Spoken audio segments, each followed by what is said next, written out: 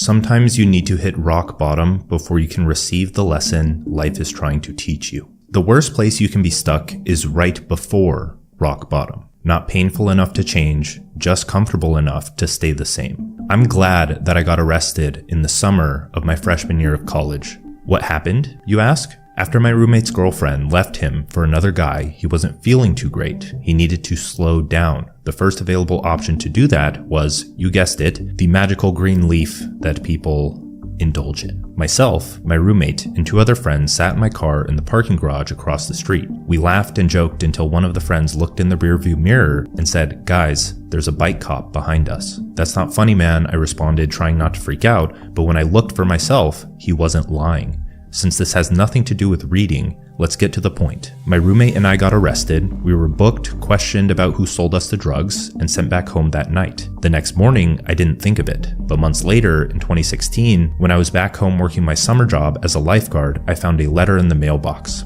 It had a government sigil on it. Before I had time to think, my heart sank into my stomach. My parents weren't home, so I ran inside and opened it. I had 2 options. One is go to court and probably become a convicted felon for smoking an illicit drug on a school campus, or 2, enroll in a drug diversion program where I'm tested every week on a random day. Oh, and the program costed a few $1,000s that I did not have as an incredibly broke college student. My mind was shattered to pieces. Every negative outcome rolled through my mind like film. I didn't know what to do. I couldn't tell my parents. I didn't have the money. I couldn't become a felon. My life was just starting. All of this for smoking and laughing with my friends? Really? The worry turned to anger. The anger turned to defeat. Then, an idea. I was into fitness at the time, and I remembered a book recommendation from a YouTuber I enjoyed learning from. It was called The Power of Now.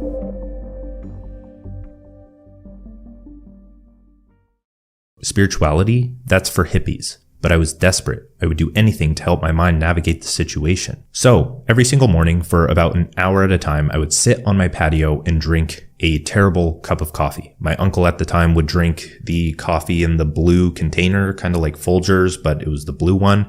And he had this he loved that stuff. He would not shut up about it. It's just the gas station coffee that he liked, and I kind of grew to enjoy it, but that's what I'd do. As I read the book, the lessons hit hard. So hard that I couldn't help but imagine how much knowledge I had been missing out on for the rest of my life. Knowledge that could have given me the tools to live a better life. The funny thing is that if I hadn't had hit rock bottom, the lessons wouldn't have hit the same. My mind wouldn't have received those lessons. I would have just thought it's a stupid hippie book for spiritual people. But the cool thing here is that you don't have to hit rock bottom for it to have the same effect on you. Before this time, the last books that I actually chose to read were things like the Magic Treehouse series or the Alex Rider series, because those were just genuinely interesting to me. And then in high school, as many of you know, you're forced to read specific books that you may or may not care about. They aren't books that you chose to read. Maybe you liked them, maybe you didn't. The people who did like them probably grew up with a reading habit and sustained that habit. People who didn't enjoy them probably just grew to hate reading. And that's just the point. Schools probably made you hate reading, and thus they made you hate learning. If you hate learning, it's safe to say that you have lost a lot of zest for life. Learning is a fundamental human drive. Without it, activities aren't as enjoyable, conversations aren't as meaningful, your days feel repetitive and lifeless. You don't see your future changing much from the present. But what if I told you there's a life-changing habit hiding right under your nose? The problem is that most people are still clones of the school system. They're on a life trajectory that they didn't set. If you want to create a fulfilling career, have better relationships, become more intelligent, rediscover life's depth, and slow down in this busy, distracted world, read.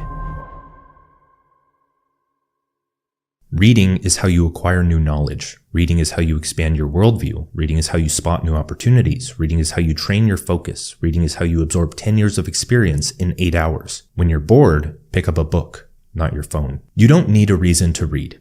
You don't need a reason to change your life. You don't need a reason to spend your time on this earth being focused, fulfilled, and clear-headed. But as we all know, that's not the reality of the modern world. Let's start with the fact that most people don't realize what they're missing out on. Now, stick with me because this may get abstract, but if you understand the lessons, their effects can be profound. The first reason to read is that you can only cook with what's in the fridge. I got this from another channel. If you just look up reasons to read, you'll find that channel. Those are the only types of videos that he creates. Your mind won't notice new life-changing opportunities if it doesn't have the goals that open your mind and expand your awareness. If you surround yourself with people who want to acquire certain credentials, like a college degree to get a high-paying job, your mind will only notice information and ideas that help you reach that goal. But if you were to consciously re-educate yourself with new books, you would be exposed to novel ideas that allow you to create new goals for yourself. Your awareness surface area expands. You begin to connect new ideas in your life. You notice an opportunity that you wouldn't have cared about or noticed before that motivates you to start something like a business. Then and only then can your mind notice higher level ideas that allow you to see progress in that domain. So if you are introduced to the idea of starting a business and you have the information from the book that connected the ideas in your mind that gives you clarity to actually act on that, you start acting, and then from there you make a bit of progress. So you're in the beginner stage, and then you can start to notice intermediate level strategies that would have just been like annoying things popping up on your feed before.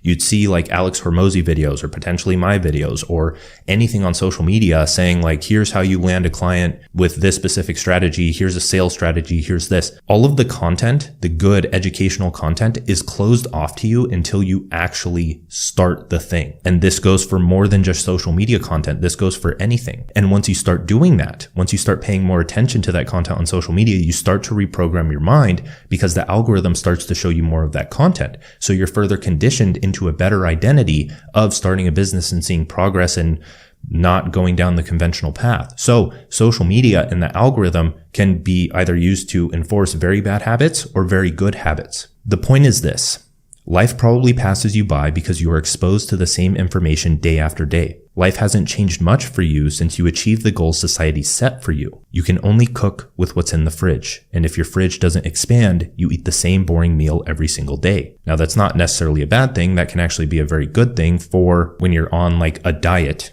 and you need to eat the same thing every day to maintain clarity in your mind. But if you're eating the same mental junk food every single day and you're gaining mental fat, or if you're eating the same regular junk food every day and you're gaining actual fat, that's not a good thing. Now, with this same phenomenon, when the algorithm changes for you and you start to notice more of that information, or when you just start down a new path in life, it compounds more than just that. Conversations with your friends start to shift. Your search history goes from something you probably shouldn't be searching to things like best business models of 2024. Then you get a little taste of what life could be. You will probably fail the first time around and the second, as that's just how it goes. But your potential will always be there. Even if you quit, it won't stop nagging you. There's no going back. The thing with this is, and why this is happening, is that the goals that your mind operates on have fundamentally changed. They've changed from what your parents, teachers, and society have assigned to you and programmed into your brain to something that you chose to do through discovery, through reading, and finding an opportunity that you can act on for yourself that you found, right? That's the entire difference, is discovered versus assigned, or chosen versus assigned, but you have to discover it first in order to choose it. So the point, again, you need a new goal. You need to self-educate to reach that goal. That simple process alone will be responsible for much of the joy in your life. True education is about curiosity and discovery, not memorization and conformity. And just as a subtle plug, many of you know we're building a second brain app called Cortex for writers and creators, but really it's for anyone. But the entire point of it is to create your fridge, or to have a database of intellectual property that is your own. We help you store ideas, cultivate your own ideas, and discover new ideas through connections. We are building a brain for you to have. So I'm just teasing that because public launch, or soft public launch, is aiming for mid-September, but full public launch probably won't be until November. So if you're interested in that, check the link in the description, join the email list, and you'll be notified. Point number 2. Point number 1 was you can only cook with what's in the fridge. Point number 2 is that the mind is a muscle that must be trained. Many people obsess over physical health, but rarely care about mental health. Well, they care about mental health, but use band-aid solutions to solve their disorder in consciousness. Mental health is about sense-making, understanding, and clarity. Anxiety and depression, even if they stem from a chemical imbalance, I'm not saying this will cure it, are the product of a narrow mind focused on a familiar past or predictable future, often negative. So whether it's the chemical imbalance causing you to focus on something so narrow and not being able to see the big picture to make sense of the situation that you're in, That's where anxiety, overwhelm, all of these negative things stem from. It's when you are solely focused on the negative thing, meaning you can't see the puzzle. You're focused on one pixel of a beautiful image, and that pixel just happens to be blurred and pixelated and ugly. And so you're like, what is going on? Until you zoom out and you see the beauty of everything. When you feel lost, it's usually because you're in a chaotic life situation that you don't have the knowledge or skill to make sense of. You can't see a way out. You aren't where you want to be because you can't lift the mental weight that allows you to get there. You don't have the knowledge or skill that allows you to be in that position in life. The mind is the operating system for reality, and most people are running on Windows 98. Many others have devolved into a pager that beeps when they need to have a negative reaction to something that challenged the lines of government rhetoric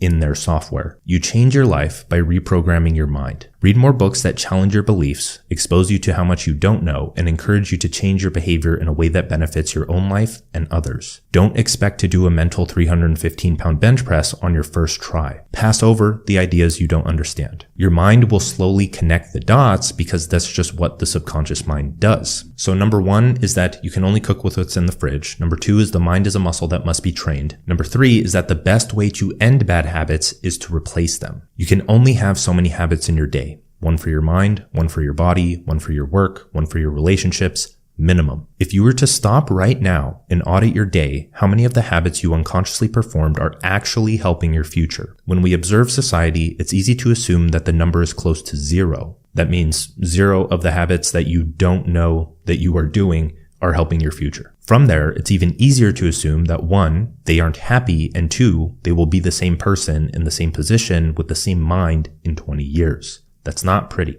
Everyone knows that staring at a TV at night, soaking in that unnatural blue light that is probably contributing to skin cancer because you are also avoiding sunlight and melanin production that helps prevent that without getting burned. A lot of nuance to that. That's a very deep topic. Go on an esoteric search for light health. But we all know that isn't good, staring at a screen. In that case, swapping that habit with reading could make you see a dramatic change in your mental health, and it could just potentially save your life in the future. I know I'm exaggerating here, but it's a potential. Bad habits aren't just bad because they take away time from having good habits. They slowly erode every other aspect of your life.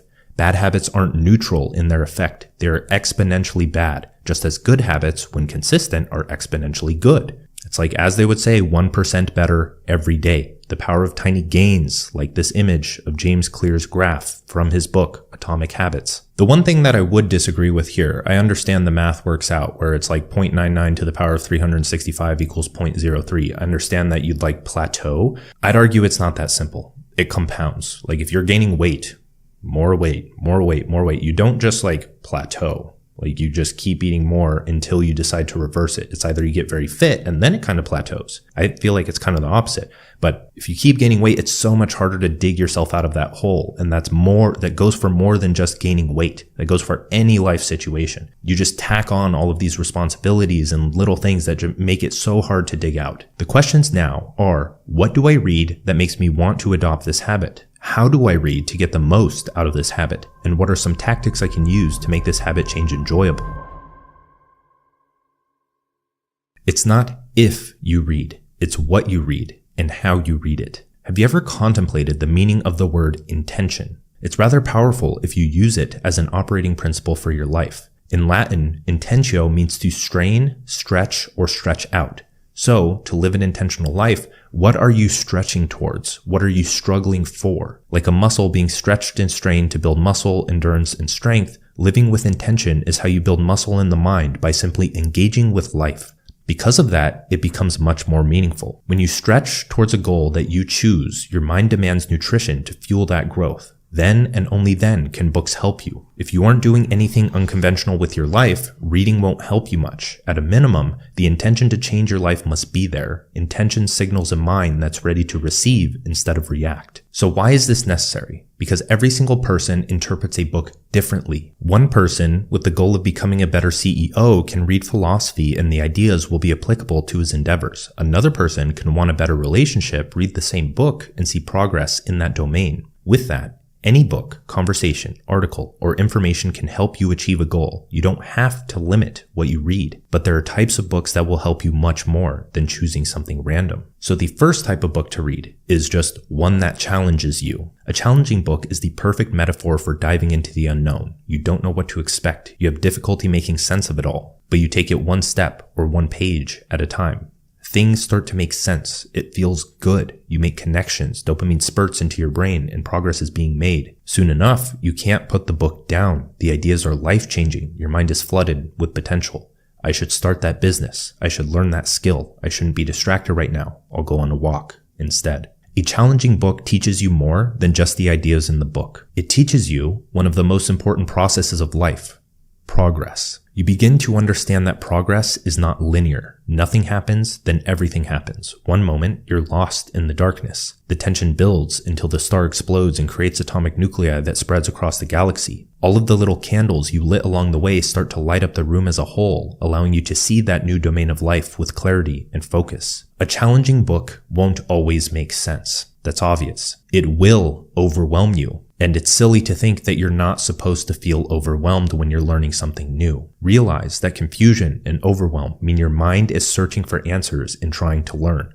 Don't stop it. So the first type of book to read was reading a challenging book. The second follows a Naval quote, because I love Naval, which goes, read what you love until you love to read. Because the principles of habit formation apply to more than just books. When you get started in the gym, it's stupid to go in blindly, hopping to random machines, hoping that you will enjoy the process. First, you research programs that align with your goals in life. If you're a busy person, a 6-day high-volume bodybuilding split probably won't be enjoyable for you, but a 3-day minimalist program would be perfect. Some will argue that's not optimal for muscle growth, but your goal isn't only muscle growth. You choose the program that is optimal for your goals, not someone else's. That's a really important point, is that everyone is trying to follow these optimal routines and teachings online where it's like, what's the best gym routine to make the most muscle? What is the best morning routine to get the most work done? That's fine, but you're only paying attention to one goal in your life. And if you don't have other goals, then you're just, it's the same thing as society assigning you a goal and you not being yourself or doing what you want. You have to understand your own values and goals and what you're trying to achieve in life. Then and only then can you choose a goal to pursue and start to experiment with different processes to actually do that thing. And what you may not understand is like you're looking up a program to build the most muscle or lose the most fat. But if that doesn't account for the context of your life or your situation and really take that into account so the program is tailored to you, you're not going to be able to be consistent with it. You're not going to be able to adhere to it. Therefore, it's not optimal and you're not going to gain the most muscle. If you were to go with something less optimal, quote unquote, in the general sense that fits your lifestyle to perfection, you're going to build more muscle. You're going to adhere to it for the long term, and consistency is key with that. So that's the entire game of life, is lifestyle design and picking the very few habits and routines around those habits that you can perform day after day for the rest of your life to become exponentially the person you want to become. But even then, it goes beyond that. Once you have the program, you may get into the gym and realize that you just don't like a certain exercise, and so you decide to skip leg day all the time. And so this is your chance to take it even further and make it unique to you, make the process or routine unique to you. And so when you're going to the gym and you don't like a certain exercise, that's a problem, right? Identifying problems. It's all just problem solving, all the way down, all the way up. So you have to solve that problem. So you start researching potential exercises that you can experiment with. And now when you go into the gym, you have something fun to try. You're looking forward to it. And even if you don't like it, you just swap it out again. So not only now, if you're not just hopping from random machine to random machine when you go into the gym and that's causing chaos in your mind, you are going into the gym, you know what to do, you know what to try, you're going in with confidence, you're clear, you're not focused on what other people are thinking of you. You have exercises that you're looking forward to do. That's check number 2 for getting into flow and actually enjoying the process. And because of that, you see progress faster, which is feedback and more flow, more enjoyment. So you get obsessed with it and you stick to the process. You don't just start a habit and go in blindly and not know what you're doing and end up hating the process. The same thing goes for reading. So, like exercises in the gym, you need to choose books that truly interest you. And if they don't interest you, you need to be quick to experiment and swap it out and just not read anymore or not do the exercise anymore. But that's not to say you skip leg day as a whole. You keep doing leg day, but you find an exercise that you like to do. So that was number 2, is read what you love until you love to read. Number 3 is read books that make you more intelligent. What is intelligence? Intelligence is not about how much you know. It's about how much you understand. And since I supposedly can't stop using Naval quotes, if you understand it, you don't need to memorize it. If you don't understand it, you don't want to memorize it. Intelligence is holistic. When we say someone is very intelligent, what we mean is that they have a higher ability for holistic pattern recognition. They can make sense of the world by connecting the dots. They have a deep sense of insight that leads to intuition, allowing them to make intelligent decisions. On that note, intelligence is not book smarts. Book smarts are often used as a disguise to overanalyze risk and not act on anything or do anything with your life or pursue a new goal or dive into the unknown. That is quite dumb. So by doing that, you become narrow-minded on the risk and you can't see anything outside of it. So you're only focused on the risk. You only talk about the risk. That's all there is. You program yourself into a stupid identity, not intelligent at all. Intelligence is not getting trapped in parts, but swimming in holes. Someone who has studied a popular business strategy may be effective at that, but the person who has a deep understanding of business as a whole, big picture, will be able to create their own strategy and sustain their success regardless of how the industry changes. Intelligence stems from generalism, not specialism. Being a specialist often puts you in direct competition with other specialists. Confining your mind to that specialist frame prevents you from learning in connected domains that allow you to be creative. Intelligence is holistic, creative, and metaphysical. So what are the best books to read that cultivate that sense of intelligence? Books that open your mind. Books on holism, creativity, and metaphysics. As many of you know, I love Alan Watts, and he is an incredible example of being able to connect the universal to the practical. So here's a long quote of his. And these basic ideas I call myth, not using the word myth to mean simply something untrue, but to use the word myth in a more powerful sense. A myth is an image in terms of which we try to make sense of the world. Now, for example, a myth in a way is a metaphor. If you want to explain electricity to someone who doesn't know anything about electricity, you say, well, you talk about an electric current. Now, the word current is borrowed from rivers. It's borrowed from hydraulics. And so you explain electricity in terms of water. Now, electricity is not water. It behaves actually in a different way, but there are some ways in which the behavior of water is like the behavior of electricity, and so you explain it in terms of water. Or if you're an astronomer and you want to explain to people what you mean by an expanding universe and curved space, you say, well, it's as if you had a black balloon, and there are white dots on the black balloon, and those dots represent galaxies. And as you blow the balloon up, uniformly, all of them grow and grow farther apart.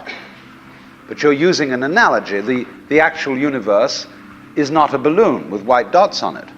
That, my friends, is intelligence. Now, a lot of people also ask for my reading list, so let's give 7 books that I can't stop reading. These are ordered in a sense where I feel like they will lead to the most pattern recognition, and the reason I recommend these is because I'm a firm believer that reading the same 5 books that truly impact you is worth 50 books of knowledge. The thing here is, and especially relating to Alan Watts, is that I used to fall asleep listening to Alan Watts lectures on YouTube. This is why I love YouTube Premium, is because you can just turn off your phone and listen, right? I could literally feel my mind opening. Life was better because of that. I noticed more in life. When I listened to Alan Watts, he was so good at just like making you zoom out and forget about all of your worries. And so that's what big picture thinking or opening your mind is. These are the types of books that I recommend. If they can cause this for you, continue reading them because they just lead to a better life simply by the fact that they open your mind. That is so much deeper than we think it is. This is also why I create incredibly long newsletters or incredibly long videos, is because I'm not trying to narrow your mind on one specific task or goal or whatever it is in a 15 to 20 minute long video. I'm trying to give your mind ideas to attach to.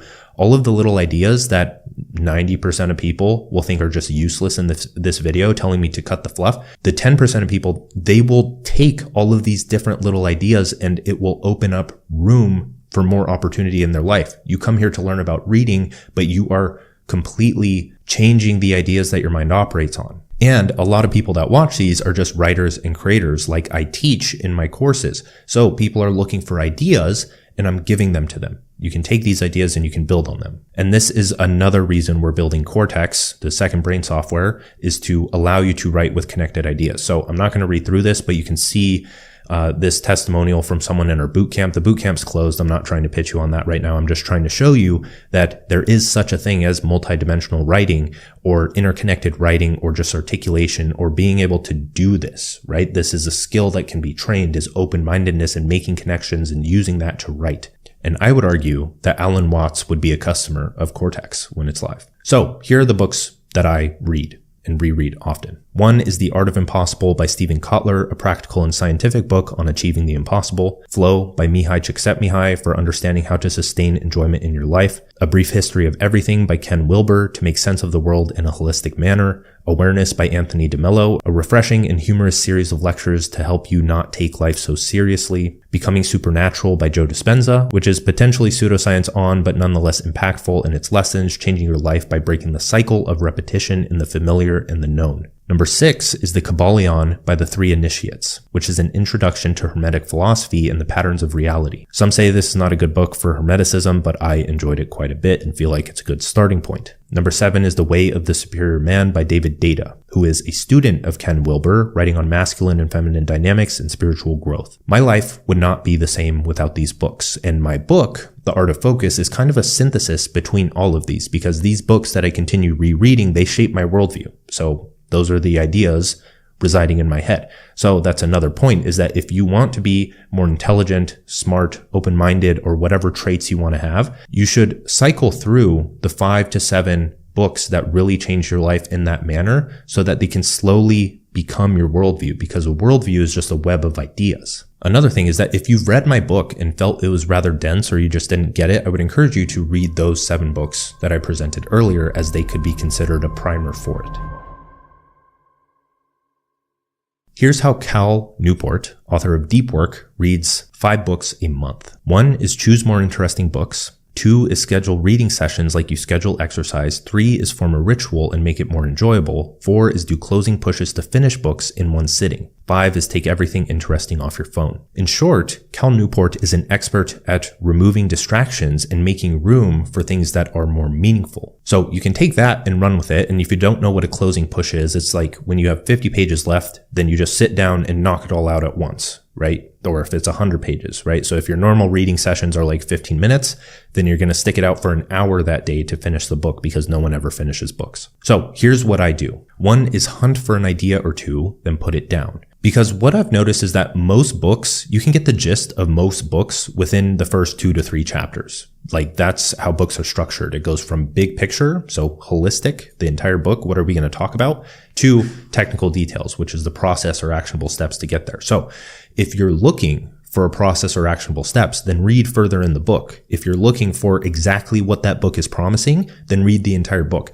If you're just looking for an ideas or to solve one problem in your mind, all you really need are the first 2 to 3 chapters of really any book to get the gist of it. The second thing I do is to just go on a walk and listen to an audiobook, because I treat my walks as creativity blocks. A lot of people struggle with the fact that they're just in their house. They don't realize that everything is a distraction. The reason that you don't feel like sitting down to read, or you have so much resistance against it, is because little distractions are popping into your head and you don't even realize it. So go outside, put in your headphones, download Audible, listen to a book. And I'm sure there's some science behind this. I've noticed it, but just moving your body and walking probably makes your brain more receptive to ideas. The third thing that I do occasionally is to rotate different topics and genres for pattern recognition. So I often read 3 books at a time, 1 physical, 1 Kindle, and 1 audiobook. I read it on physical to start to get the gist of it in the first few chapters. If I feel like I want to highlight it and save it for later, then I download it on Kindle and I start reading back through, start highlighting things. So those are saved to Readwise, the app that saves the highlights. Those are imported to my Cortex so I can reference them later in my writing, like when you see the quotes in these videos pop up. And then the audiobook, I'll either listen to maybe a fiction book, or I'll listen to the book that I'm reading digitally so that I can just repeat the ideas and understand them more and catch things that I didn't catch while actually reading it. And so what this does is it allows my mind to have an array of ideas, big ideas, not just like a million social posts worth of ideas. I'm talking 3 big ideas so I can connect the dots between them. The fourth thing you can do is to just have books lying everywhere. So what you're doing is embracing the chaotic creative lifestyle. You leave books on your desk. You leave books in the toilet, not in the toilet. Yeah. You leave books on the kitchen counter. You leave it on the patio. You have a bookshelf just in sight. You leave it on your nightstand, etc. So anywhere you go, there's at least that little temptation to figure out what the words on the page say. Number 5 is to create a reading space that you love. As I said earlier, I used to sit on my patio and read. I still do that. I just like to have a nice cup of coffee so I can take little breaks and read along with it. Or I'll have my lunch or something like that. Whenever I'm doing something where I would normally watch YouTube or scroll social media, I try to replace it with a book. And my goal is to just find one good idea. That's it. Reading without writing is like eating without training. The excess gets stored as mental fat and you begin to feel sluggish, tired, and overwhelmed. Writing equals organized thinking. Organized thinking equals effective communication. Communication equals how to get what you want out of life. Reading will only take you so far. We've all met that person who has all the ideas in the world, but they haven't built anything worth following or paying for. Why are you reading? Why have you made it this far in this video? For some, it's about status. You want to say you've read a lot so you can seem like you're doing something with your life to impress others. That's fine, but if you haven't created anything that benefits humanity, the pursuit of status will leave you hollow. You don't need to identify as a writer to start writing. You, as a human, are a creator. You build tools and solutions from the knowledge you acquire to survive and evolve, quite different from animals. You already write every day. It's inherent to the human experience. Writing is how we as a species survive. We carved into rocks and wrote on papyrus to immortalize information that others can use to make progress faster and avoid dangers.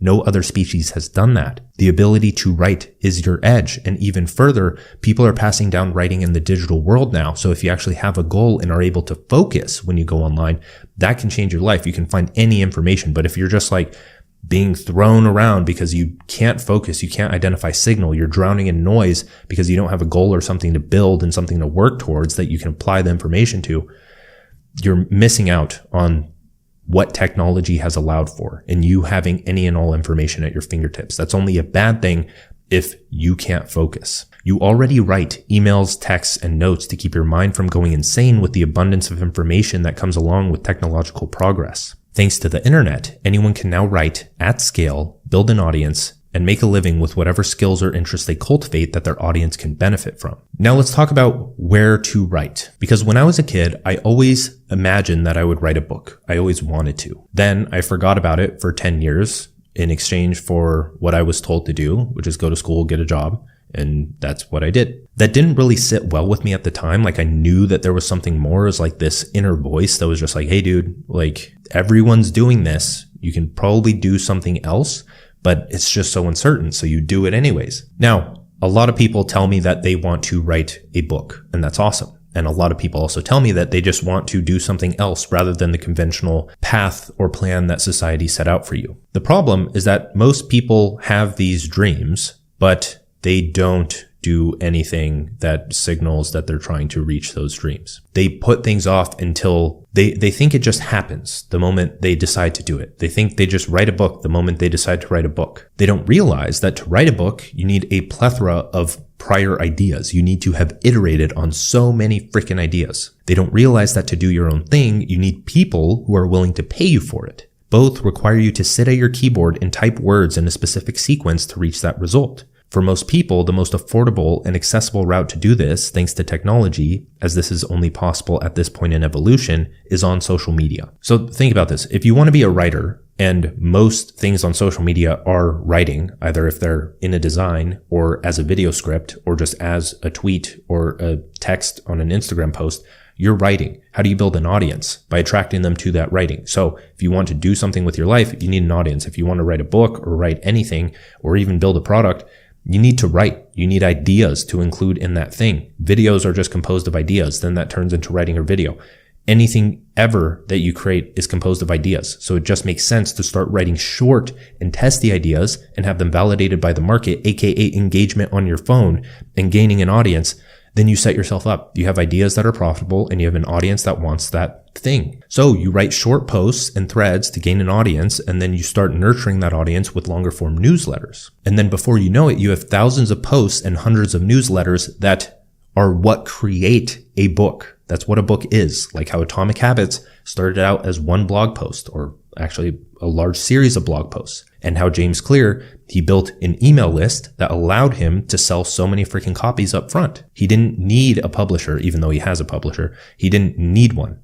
Social media and personal brands, or if you want to think about it in the way that it is just putting yourself online and open to everyone, open for business. If you do that, you don't need a publisher to write a book. You don't need a record label to create music. You have an audience. You are the audience. You don't need someone to give you the audience. That's not the only path you can take. I'm well aware of that, but it is a very accessible path, and it's one that everyone, yes, everyone can take. So now what do we write about? We talked about where to write. Now what do we write? You don't need to pick a niche. You are the niche. If you want to watch a video on that, go watch the most profitable niche is you. Your unique goals in life frame how you interpret and notice information around you. When you read, you notice a completely different set of ideas than another person who reads the same book. Your mind automatically tells you which ideas are important for your future. So you write about ideas that help you achieve your goals. You write about your goals and how you are achieving them, so you attract people with those same goals. That's your niche, people who want to improve. That combination alone makes you unique. Stop focusing on your target audience or what niche to go into. Start focusing on the essence of both of those. You are trying to attract people you can help. You can help people who have the same goals as you. You write about the ideas, opinions, and advice that give people the firepower to achieve those goals. Then, if you want to create a product or service to monetize the audience, or just to round out your business or become a person who is in control of their income, Digital Economics, link in the description, can help you with that. That also has writing advice in it and teaches you that skill as well. So we know where to write. We know what to write. Now, how do you write? Naval treats Twitter as his note-taking platform. He reads a book, finds an idea, and shares it from his own perspective with his audience. He finds the idea impactful, so he's sharing it with the world and allows others who find it impactful to follow him, because that's what an idea is. An important idea that you find important helps you achieve a goal. So if you're struggling like, oh, I don't know what goal to help people achieve, I don't know what goal I'm achieving, just focus on ideas. It's that simple. Stop thinking about your niche. Stop thinking about everything. Get ideas, share them. That's it. That's how you build a business. Simple. Hunt for ideas, share ideas. A beautiful flow of information that benefits both yourself and others. Aside from that, impactful writing is about behavior change. Your job is to write arguments that persuade, not force or deceive people to make better decisions. That's how you contribute to humanity. Because humans, our edge is to change the flow of evolution. So you are either digging yourself into a hole and the people around you into a hole, or you are helping yourself improve and raise your consciousness and evolve and passing down the lessons that allow other people to do this. Or you are helping yourself and raising your consciousness and improving yourself and passing down the lessons to help those that are similar to you or can relate the most to you, because that's how you learn the best from, is someone who's in a relatively similar personality or position as you. And so you're either raising consciousness or you're decreasing consciousness, and it's a ripple effect of those around you. And in the digital world, that is amplified. The best way to think of this is writing to yourself. All of my posts and newsletters are to me. My profile is my public journal. I convince myself to make better decisions, like to read more, so those ideas get enforced as a part of my identity, a better, more holistic identity. If you get stuck writing about shallow and myopic topics like getting laid or making a quick buck and never thinking beyond that, you will become that, shallow and myopic. I'm not saying don't write about these things. I'm saying cultivate a philosophy of depth and meaning behind them through education and experience. Write to your past self and encourage them to improve. Show them how. Write to your present self and program them to do better. Write as your future self and give your current self advice. When you read, take notes of ideas that stick out to you. Take note of aha moments. Take note of actionable advice you can experiment with and make your own. And remember, you aren't only sharing ideas you get from books. Often, you use those ideas to achieve your goals and share the mindset and skill set that helped you achieve them. Writing doesn't have to be complicated, as we discovered. You don't need my 2-hour writer course or anything like that. You don't need Cortex to help you out. These are simply tools and systems that allow you to experiment and potentially do it better, so you get more results from it. And you get to move through the trial and error process faster. That's what passing down your teachings allows humanity to do. That's how we evolve. That's why now we have calculators that can spit out a number super fast. We don't have to do it manually anymore. This is why we have website builders rather than a 10-person team to build a website in the past, because the coding language wasn't as efficient. So if you don't want the education in templates and you just want to write, you really enjoy writing, then that's perfectly fine. That's awesome. Actually, it's a great habit to get into. If you want to do something faster, then potentially check out the course, because it can help you. And if this is something that is tied to your future income in your life's work, then a small $150 is really not that much of an investment. Now, don't let me tell you how much is expensive to you, but just think of how much it could be charged, or how much it could be the price set for. I'm terrible at promotions. Please buy my course, please. But writing can just be writing. You already do it. Just do it consciously in a way that benefits your future and others. Thank you for watching this video. If you need anything, links in the description, free courses, paid courses, other resources, fun stuff, newsletter, this version of the video in a podcast form if you like listening to it instead, and the written form in the newsletter. You can join that. That's all I got. Thank you for watching. Bye.